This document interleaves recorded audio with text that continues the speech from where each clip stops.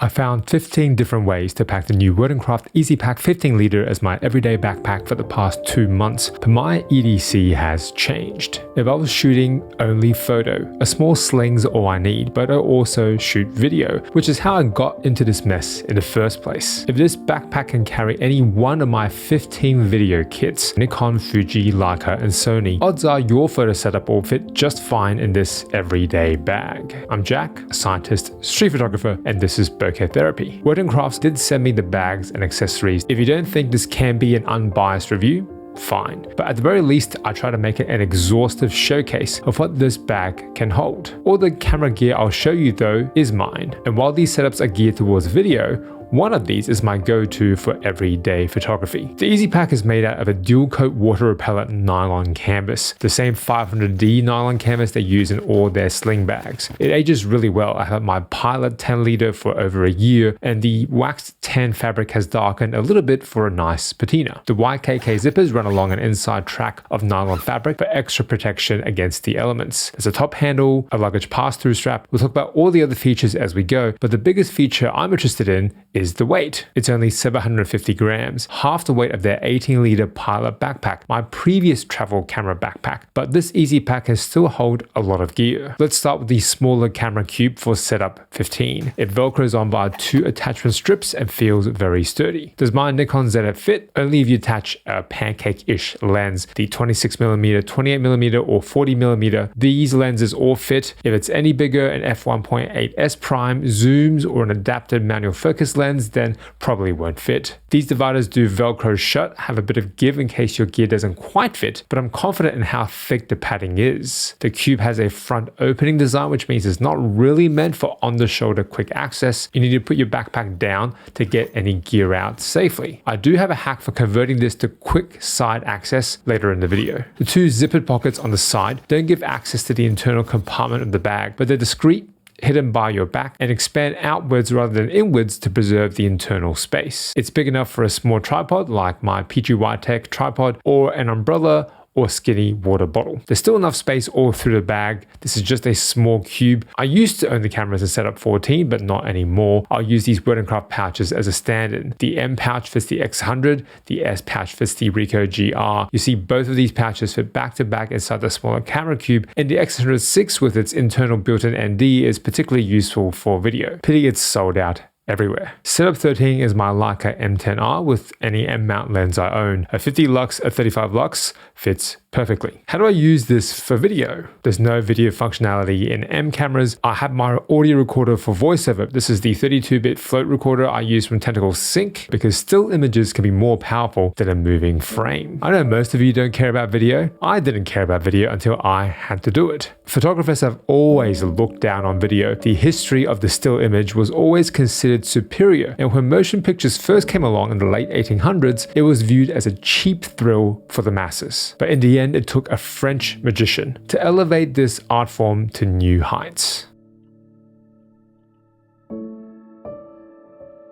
Setup 12 is for Fuji film shooters. My X-T3, which is very similar in size to your X-T5 probably, fits great if you use the first gen f1.4 primes. If you have any of the newer linear motor f1.4 primes or this Viltrox 27mm f1.2 Pro, it probably won't fit in the smaller cube as nicely. Setup 11 is Sony. The 50mm f1.2 G Master is the biggest Sony prime I own. It barely fits into the small cube even on the smaller FX3 camera body, but if you're using a 40 or 50mm f2.5 pancake lens, you might be able to get away with a smaller cube. But if you want your accessories to be neatly organized, not bouncing around the bag, there is a massive front zipper compartment big enough for documents, notebook, a passport folio, or wallet. There are also MOLLE attachment points at the front and on the straps. The sternum strap comes standard. The MOLLE accessories cost extra. The circular one is for lens filters or lens wipes. The bigger pouches are for batteries or SD card holders. There's a well-padded 15-inch laptop compartment with dedicated quick zip access at the top. My 14-inch MacBook Pro fits nicely, and the padding for this compartment is both what supports your back and what the camera cube's attached to. Setup 10 uses the bigger camera cube because now we're dealing with 2 cameras. In this case, 2 Leica M bodies with lenses attached fit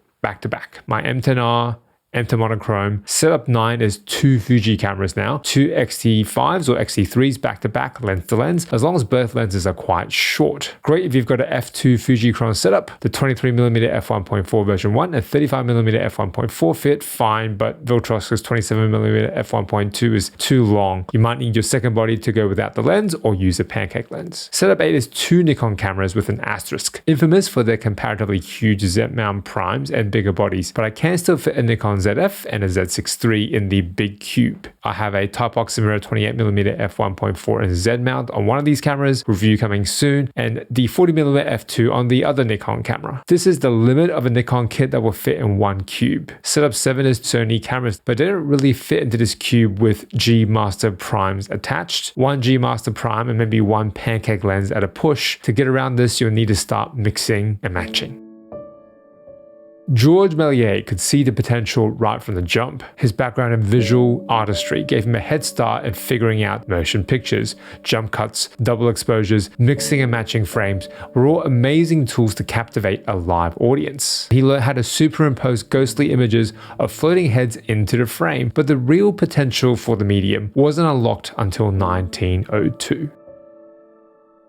Setup 6, let's say you shoot Leica and Nikon, a pretty common combination. Use the TT Artisan adapter to adapt your M-mount glass on a Nikon ZF. Both of these cameras fit. Setup 5, Leica and Fuji, another very popular combination. Rangefinder manual focus on one, APS-C autofocusing option on the other. Both cameras fit as long as the lenses are small enough. Setup 4, Fujifilm and Sony. If you love the still colors for photos in Fuji but can't trust its continuous autofocus for video, in comes the Sony. If you're using the right lenses, both cameras fit into the cube. So now let's escalate the stakes. I don't think Wood & Craft wants you to use the bag like this, but for setup 3 cameras. We'll use the big camera cube at the bottom and the smaller camera cube at the top. It feels surprisingly secure. The bag still zips up. You lose a bit of the everyday nature of the bag to throw a sweater and lunch into it, but here we go. Setup 3 is a Sony FX3 and Nikon ZF, Leica M body on the top.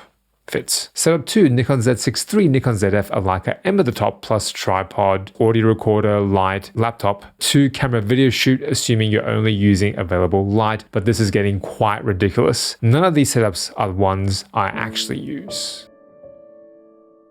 Le Voyage de la Lune was released in 1902, but George Méliès had done something unprecedented. It was a black and white silent film, rather stilted and awkward by today's standards, but kept the audience's attention for 12 whole minutes. This went way beyond what a single photo could typically do back then, engaging the human imagination this vividly in one single setting. The reason for its success, sold out for months in France, Germany, Canada, Italy, the United States, came down to story.